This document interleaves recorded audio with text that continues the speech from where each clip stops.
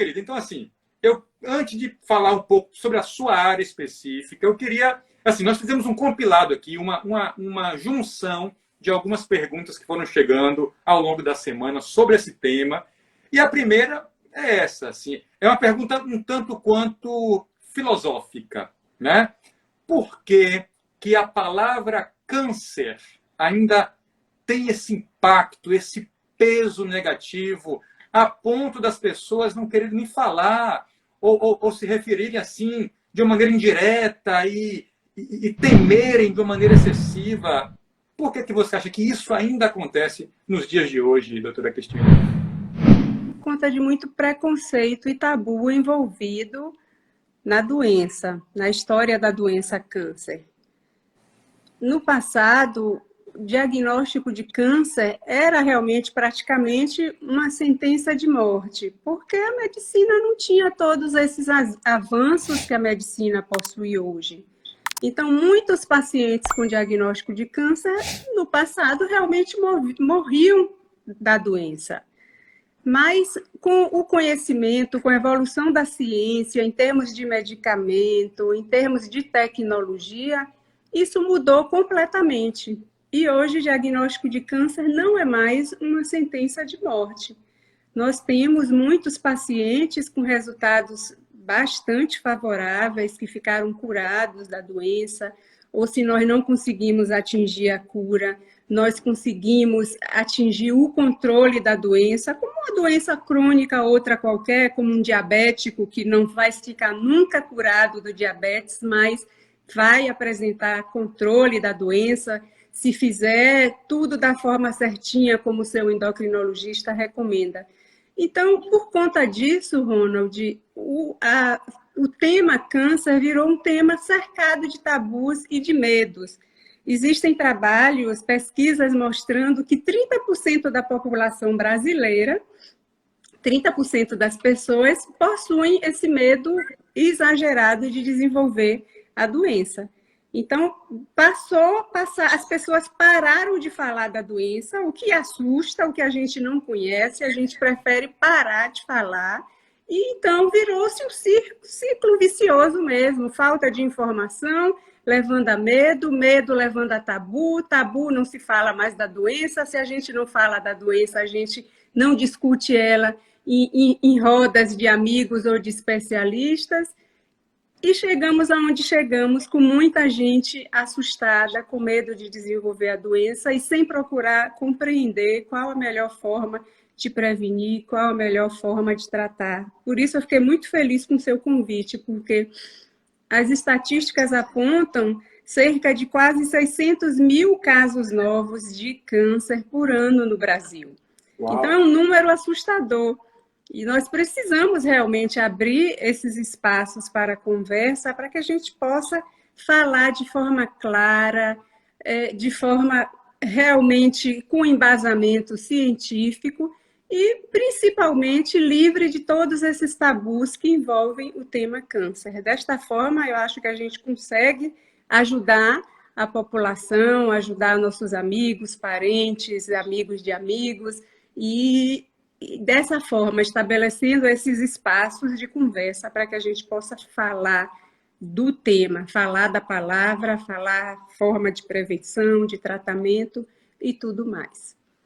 Olha que interessante, Tine. A Manuela Pierre, que fala aqui, eu tenho medo, e bota aqui o macaquinho aqui fechando os olhos. Manu, obrigado pela tua participação.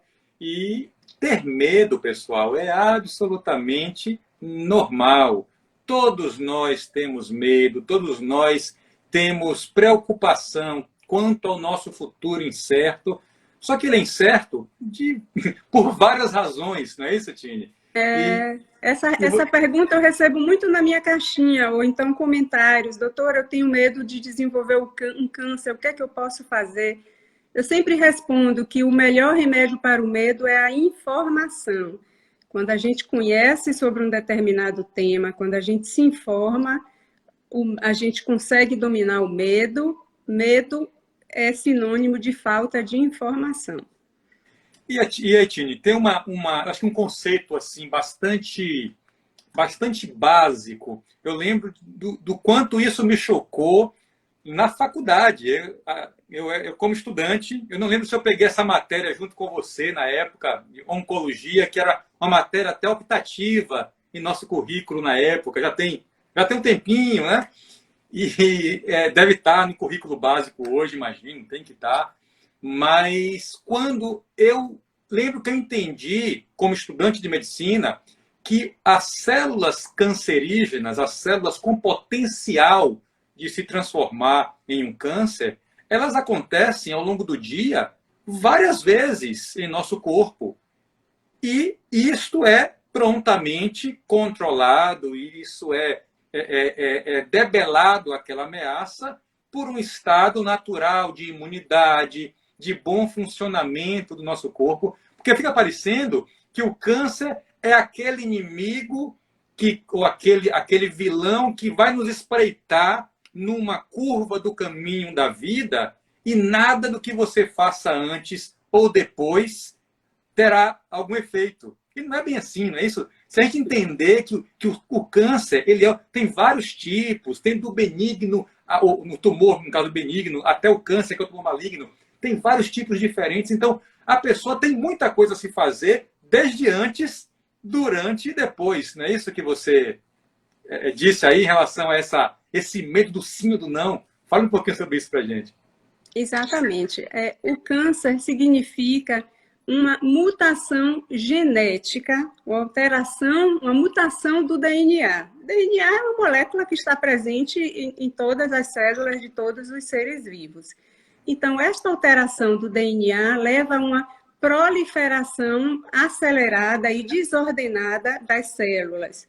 Isso pode acontecer de forma hereditária, quando se passa de pai, se herda do pai ou da mãe. Nesse caso, o indivíduo vai carregar aquela alteração, aquela mutação genética em todas as células, por toda a sua vida, ou isso pode acontecer por conta de mutações, de alterações somáticas, que acontecem ao longo da vida. Neste caso, o indivíduo vai apresentar em algum momento essa mutação genética em algumas células, não em todas as células do corpo. Então, com a mutação genética, não se tem muito o que fazer para prevenir, para evitar esta mutação.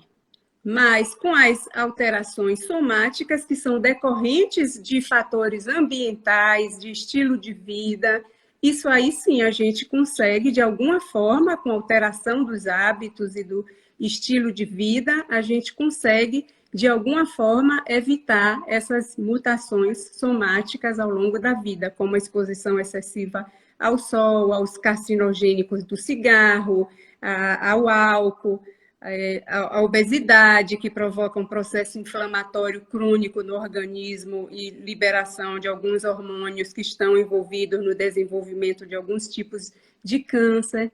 Então, essa questão do medo, como você falou, a gente tem que transformar isso em ação de prevenção, em autocuidado, em conhecimento e ação.